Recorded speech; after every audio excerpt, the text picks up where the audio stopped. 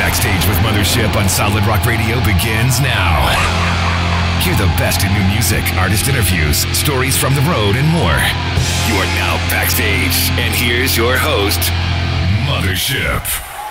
Okay, so Josiah, tell me a little bit about what it was like winning a Grizzly Award this year. Oh my goodness. Well, it was obviously quite the honor.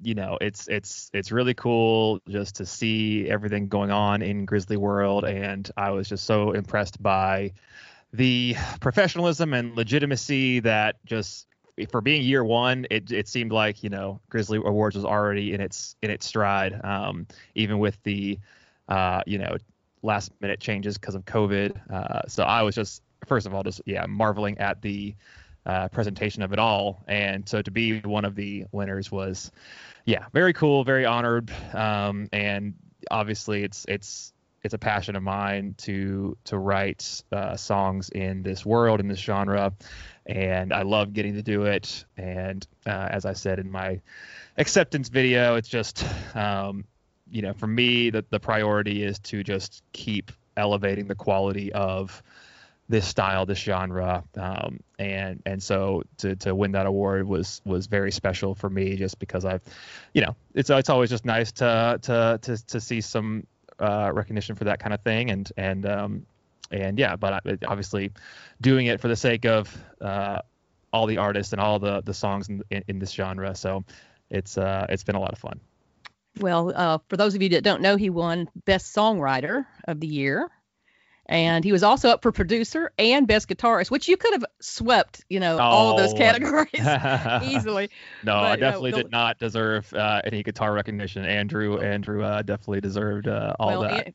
Andrew is a superb guitarist. But I tell you what, You're a great showman as well. I love to watch you play. Well, that's what I tell people too. Is honestly, my the way I see myself is performer and kind of presenter of the showmanship and all that, and guitarist is like a secondary thing that I do. That's kind of the way I look at it, and same in the studio. It's like I use guitar as a tool for the stuff I'm producing and the stuff I'm writing, but to me it's just a means to get to a song, an emotion, something like that. So I definitely don't see myself as like a pure guitarist in a certain sense, if that makes sense. Whereas like Andrew Stanton, for sure, that dude loves the guitar and practices the guitar every day and is always perfecting that craft, which I super admire. And that's why I think it's really been fun being in a band with him and writing our records together, is because we have different kind of approaches to the guitar as an instrument. So anyway, that's just me praising him for his kind of just craftsmanship. But yeah, for me, I'm definitely more interested in the performance and the production, if that makes sense. That does make sense. And I'm going to hear more about that in a minute. But I just wanted to just dip back into time. I know that your first band, I believe it was your first band, was Philmont, right?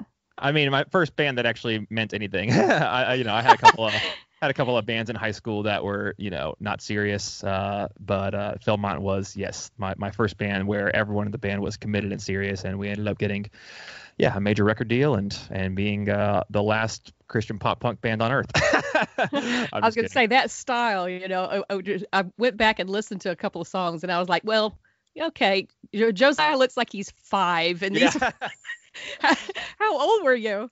Well, I mean, when our album came out on EMI, I was, I think, 20 or 21 maybe. And we got signed when I was 19. So yeah, super young, super naive. I tell those stories a lot because it's to artists that I'm working with, I'll kind of relate, because I'm like, hey, I know what it was like to be the kind of, up and coming artist and not really knowing X, Y, and Z about how to be a band and how to work in the industry and all those kind of things. So it was super valuable experience for me. And so we were, pop punk band that I still look back and really appreciate those times, but we were kind of late to the game when it came to the style and the genre. It was kind of becoming less cool by the time we got signed, and so then by the time our album came out, it was even later. So it is what it is. Fast forward now, tell me about the ranch. Some people may not know you're doing this. Sure, yeah. So the ranch is my studio, and I produce and write music for other artists.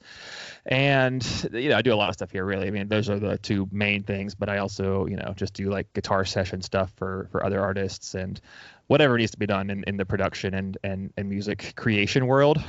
So I've been doing that since I moved to Nashville, really, which was 6 years ago.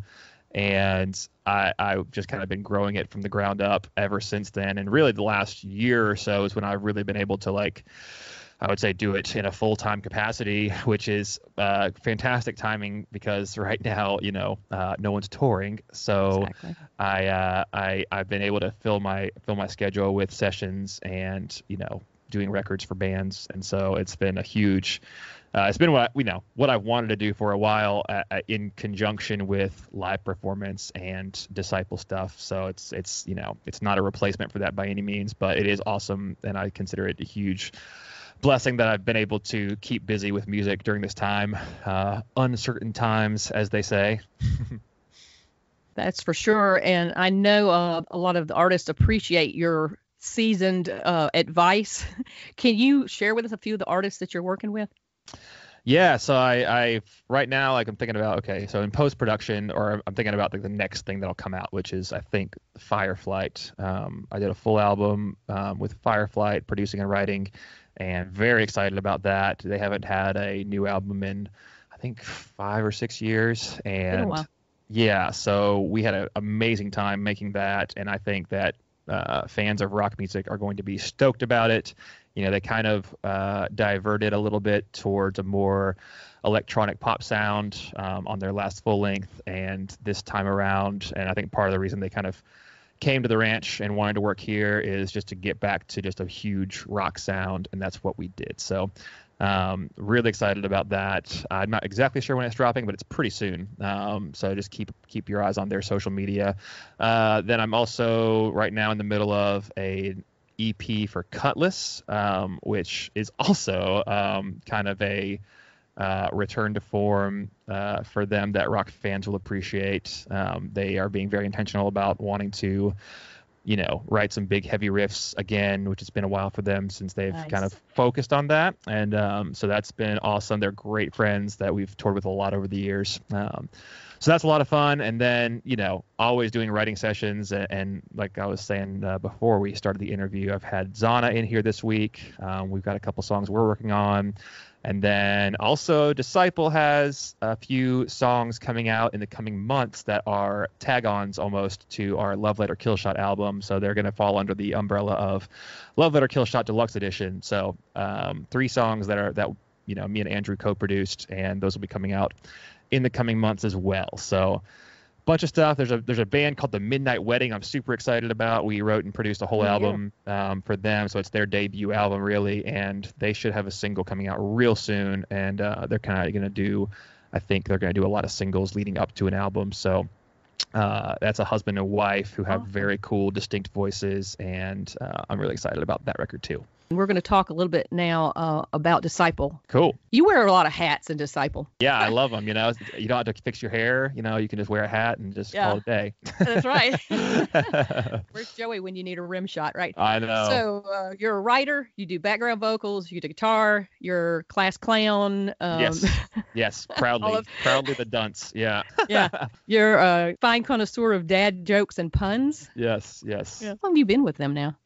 My first show was end of summer 2012, so coming up on 8 years, Good grief. Which is wild. I know, it's wild. I think I've been in, no, this is not going to matter to anybody else, but me saying this is like crucial to me because I've now been in Disciple longer than I was in Philmont. To me, like I started Philmont with some friends, and I saw it to its end, and so like an entire band's lifespan, I've now surpassed that just in Disciple, and yet I've only been in Disciple for a third of the band's history. Probably were familiar with Disciple already. Oh right? Yeah, well, the way I got introduced to them was a good buddy of mine named Matt Arcaney, who is a great producer and mixer here in town, who has kind of mentored me over the years in that world. He was co-producing the Horseshoes and Hand Grenades album and the Oh God Save Us All album for Disciple. He, recommended me for a spot when they needed somebody. So yeah, it was definitely out of the blue, but I had always watched Disciple at festivals. So like whenever my band Philmont would play festivals, it was always a priority for me and the guys to go watch a Disciple set because we always knew that they were going to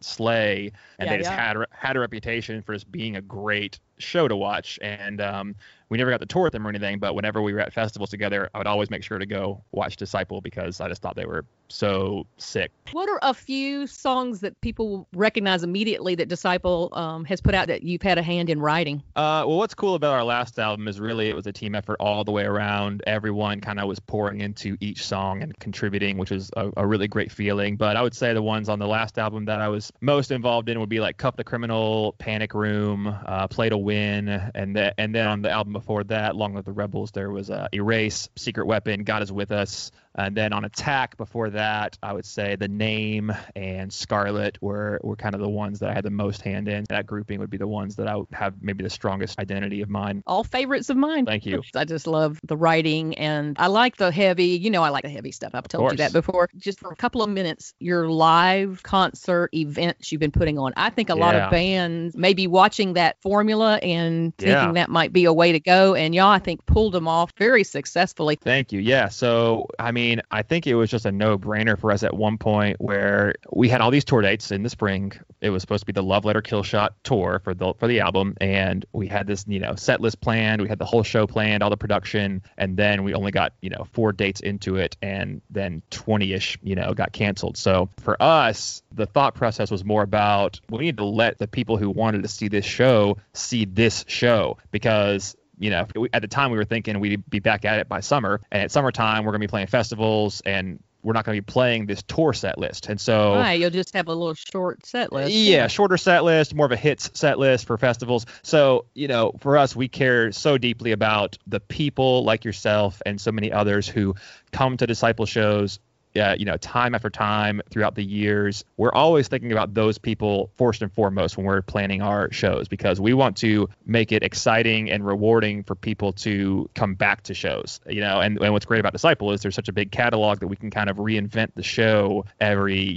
4 to 5 months and never run out of ideas. With that being said, we had this show and we were like, man, there's all these cities we were supposed to go to, all these people who bought tickets that were wanting to see this show. We want to give it to them. And so we started talking with, people in our circles, and Joel Burris, as you know, our video friend who is just a treasure. We got with him, figured out the logistics. We rented a space in downtown Nashville, and we kind of just dove headfirst into it, started selling tickets, and we were like, we'll figure out the rest. Let's just get the event booked and start selling tickets and then see what happens after that. So we really didn't know. So was it like a group effort? Y'all just all came together and said, what can we do? How can we do it? Or yeah, it was definitely just, really me, Joey, and Kevin, just kind of talking and brainstorming and saying, like, we need to play this show and like film it and stream it. Just figured out the technical side with Joey and Josho, our front of house engineer. Man, it went off swimmingly, and we learned a lot of lessons that we got to implement on this most recent live stream as far as just the front end kind of preparation and stuff. Really it's very attainable for anyone to do.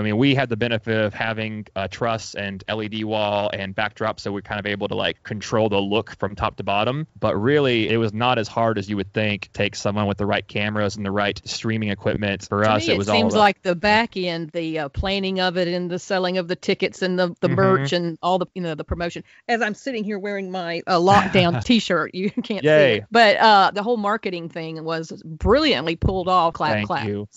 Well, it's all about just using our talented friends. Jared Bramlett from The Protest is an incredible designer. Yes, and so we knew, like, hey, we got this idea. We want to call it Love Letter Lockdown, which I did think of that. And that worked out really well. But he just took it and ran with it and had that design. It's amazing. And then we have great people all over in our circles that kind of handle the different tasks that we can delegate, and then we're just kind of able to focus on making the show great and making sure that people know about it. It's just for us, it's all about just doing what people want. You know what I mean? Like, we just want the people who support us, the people who like our music. We just want to do whatever we can to make them feel awesome and to give them the most rewarding experience as Disciple listeners. I think what I'm seeing is you guys are really heavy on your social media. You listen to your fans.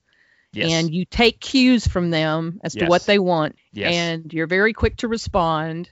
Thank you. And it's a great model for other bands to look at. I'm sure that if they had any questions, they could ask you, right? Absolutely. I'm on Facebook. You can message me on Facebook or Instagram, Josiah Prince. Yeah, I love like sharing that kind of advice because to me, it's like I don't see any reason to be secretive about our methods. To me, it's like I want, again, kind of like the songwriting thing. Like I want to see bands that are in this world. I want to see them all elevate and succeed and Amen. thrive.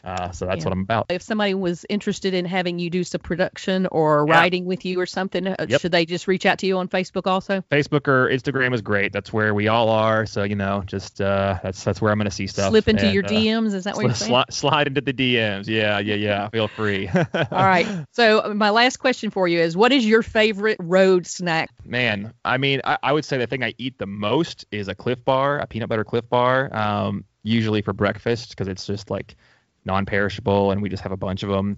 To be honest, it's kind of hard to remember what the road is like right now. It's really sad. What is that? I know, right?